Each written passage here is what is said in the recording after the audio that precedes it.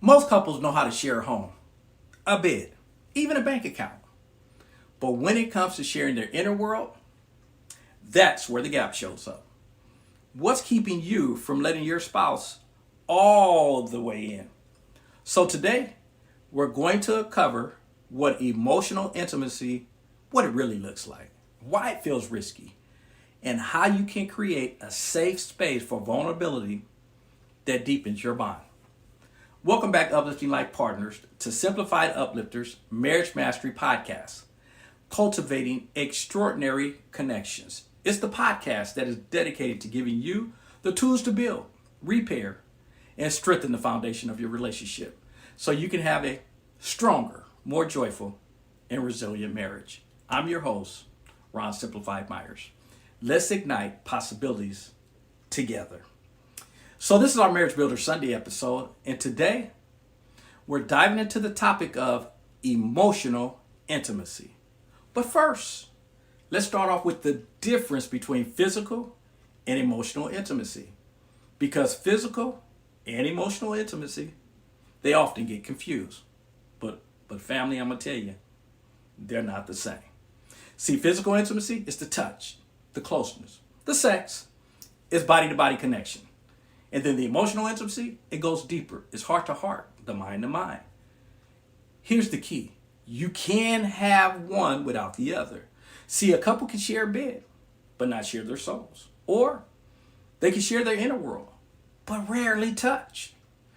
The strongest marriages, they learn to balance both. See, again, the physical intimacy, it's the hand holding, the hugging, the kissing, or as we said, the making love. And those are beautiful expressions of connection.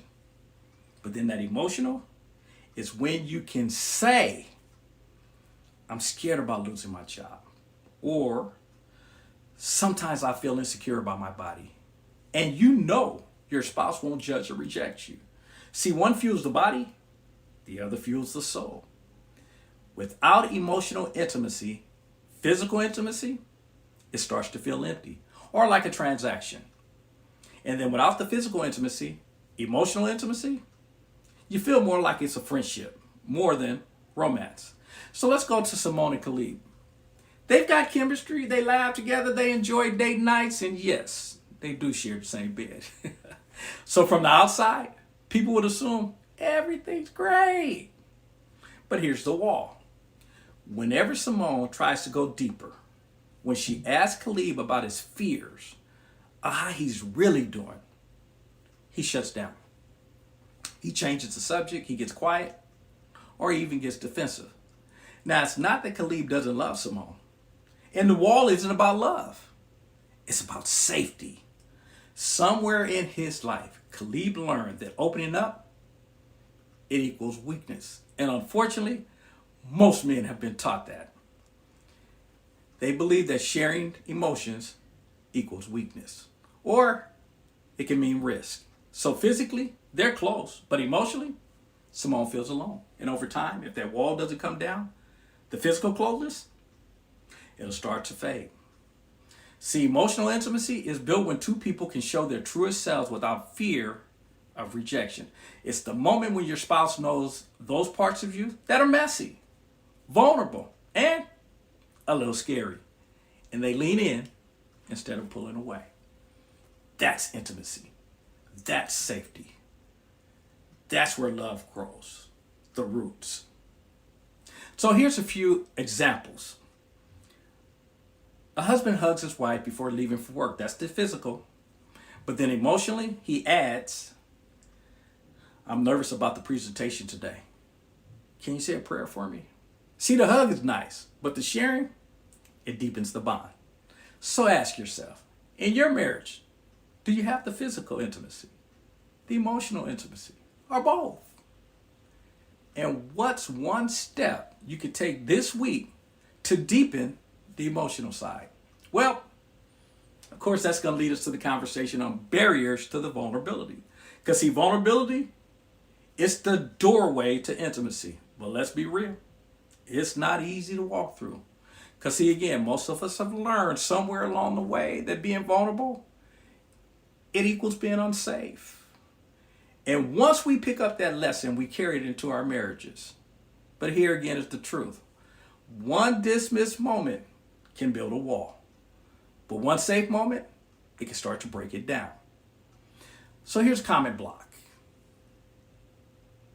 Your partner, your wife, they want to share that she feels unattractive after having kids. The fear is, what if he thinks I'm weak or I'm needy? A husband, he wants to admit he's anxious about the finances, but inside he's thinking, what if she loses respect for me? This fear of judgment, it keeps couples living behind a mask instead of in connection. See, how about childhood experiences? Many of us were raised, again, like guys, big boys don't cry, don't talk back, be strong, don't be sensitive. Those lessons, they don't disappear just because you say I do. They show up when we bite our tongue, bottle things up, or laugh off what hurts. How about a past betrayal? Someone opened up in a previous relationship. Maybe they shared a dream, an insecurity, or a failure, and it was used against them. Now, the new partner, you got to pay for those old wounds. See, because vulnerability, in that case, it feels like a risk not worth taking. So now, let's go back to Simone and Khalid. One evening, Khalid tried to open up about struggles at work. He told Simone he was overwhelmed. He felt like he was failing, and he needed encouragement. But Simone, without even realizing the weight of the moment, she just brushed it off. She said something like, you'll be fine. You always figure it out. Her words, they weren't meant to harm. But to Khalid, it felt like dismissal. That one moment taught him, when I share, it don't matter. Better to keep it inside. So he built a wall.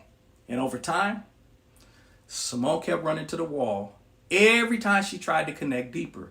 Not because Khalid didn't love her, but because he didn't feel safe being vulnerable. The danger is this. One dismissed moment, it can echo for years. But here's the good news. The opposite's also true. One moment of safety where your spouse leans in, listens, and says, thank you for trusting me with that.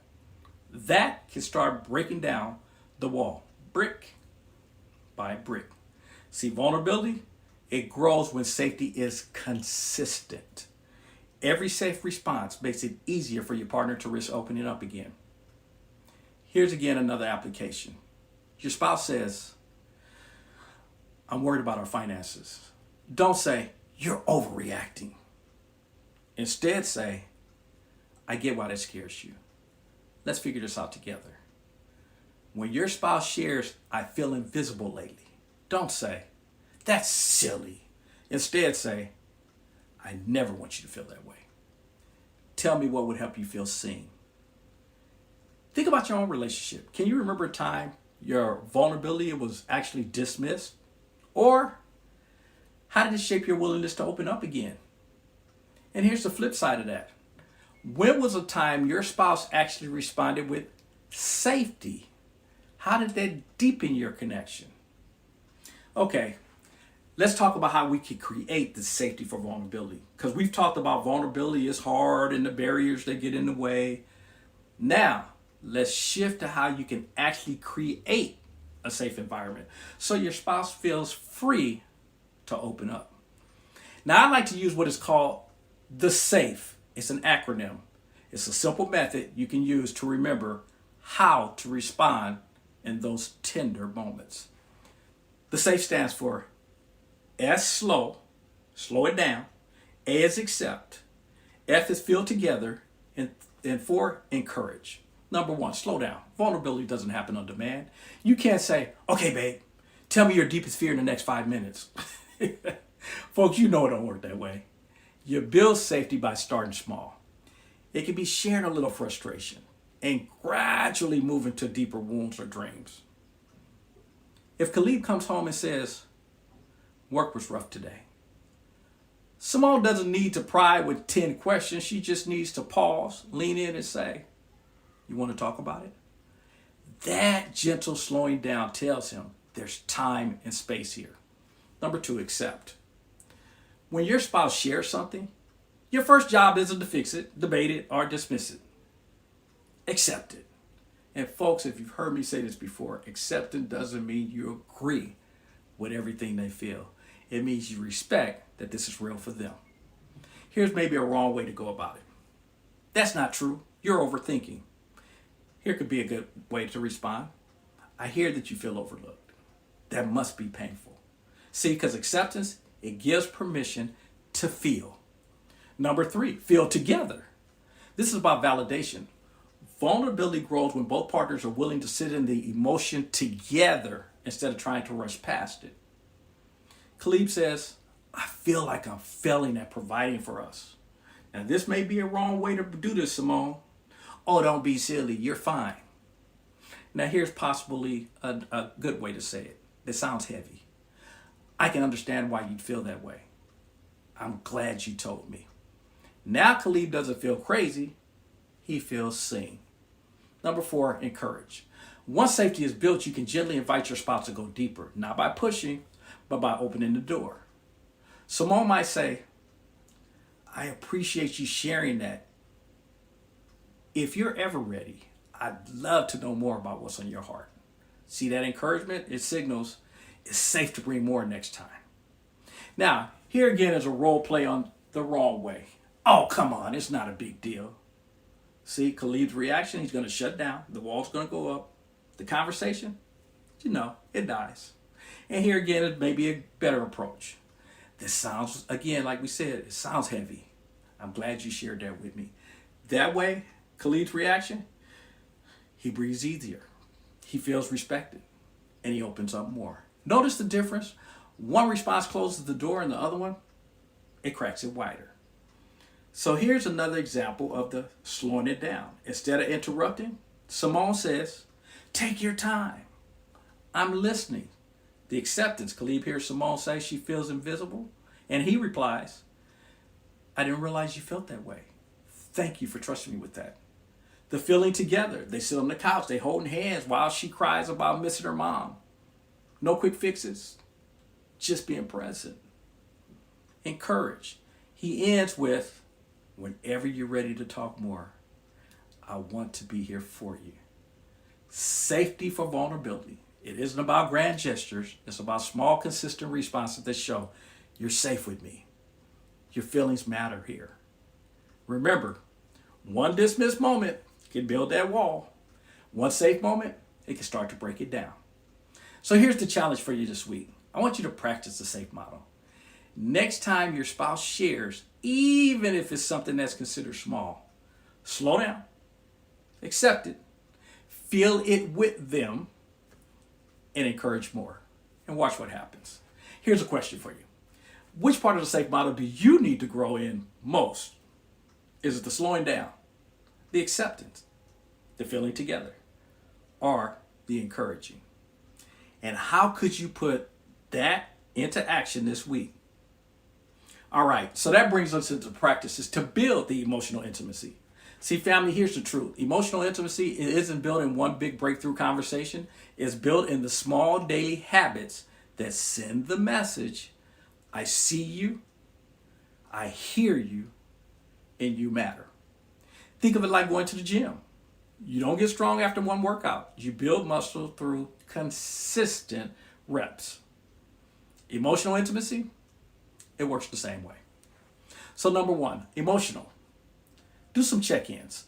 These are quick daily moments where you pause and ask, what's on your heart today? How's your spirit right now? It's more than just, how was your day? It's a deeper invitation. See, over breakfast, Simone asked Khalid, what's one thing weighing on you today?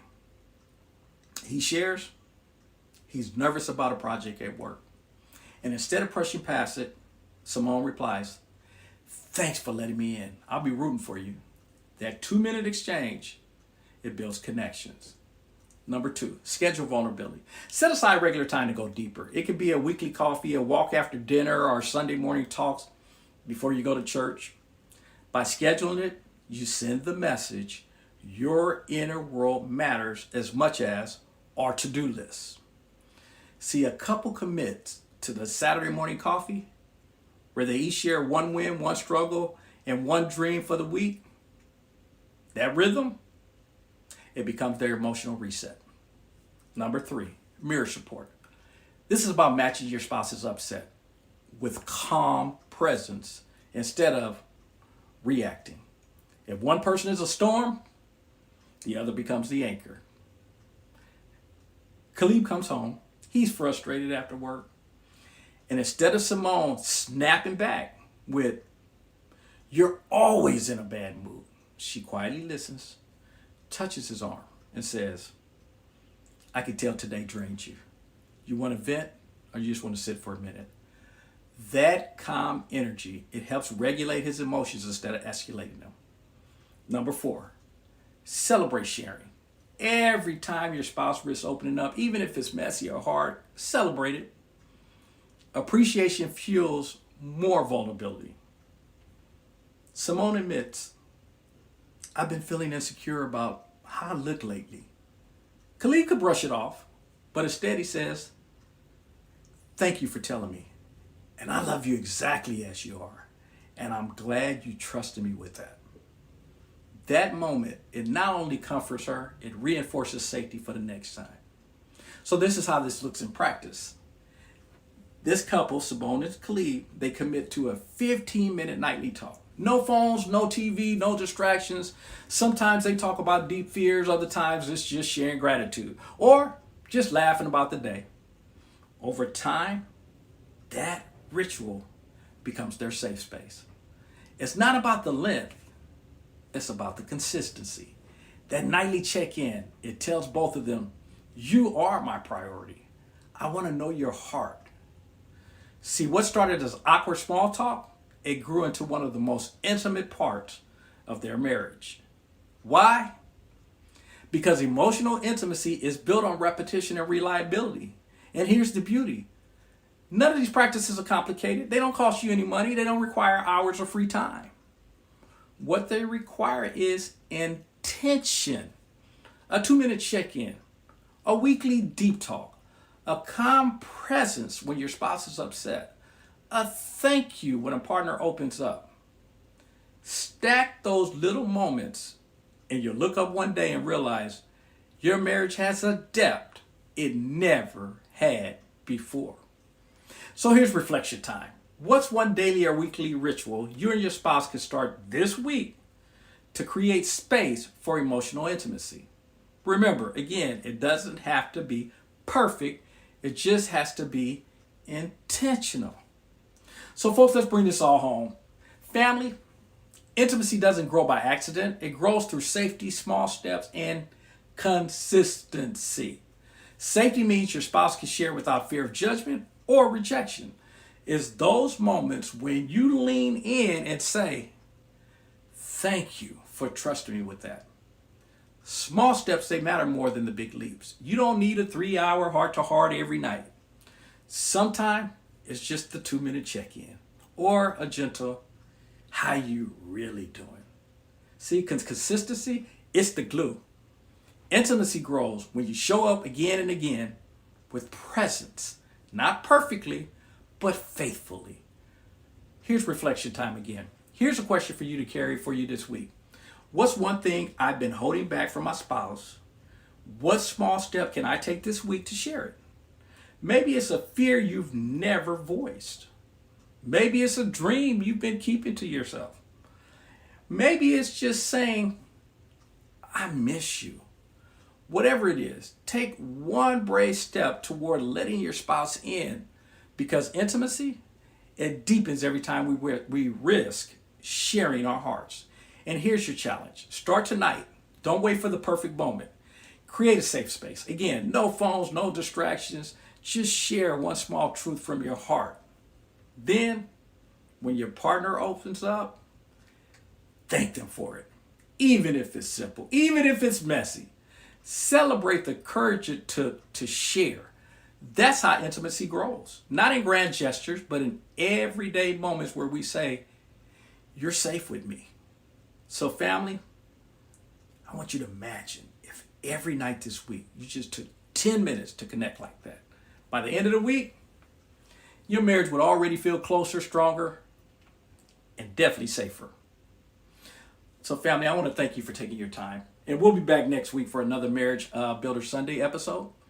And I want you to remember to visit the Simplified Uplifters, the Marriage Mastery Facebook page that we actually set up specifically so that you would have a place that you can communicate with us in a much more personal, easier way to get to us. And then for more exclusive training, deeper dives, our app, and the clothing apparel, we've placed all the information in the bio of this particular podcast, or you can visit the website, simplifieduplifters.net. And if you found value in today's episode, we would appreciate, that's the word, you sharing this episode in the podcast itself with those that you know need to hear this message. And if you haven't already, subscribe to Simplified Uplifters Marriage Mastery Podcast so that you don't miss our upcoming Self-Love Wednesday. Well, we'll explore individual areas to strengthen your journey towards self-love. I want to thank you again for joining me on this transformative Marriage Builder Sunday episode. And until next time, nurture your soul, protect your energy, be kind to yourself, and build the marriage of your dreams. Most important, remember your power. You are extraordinary.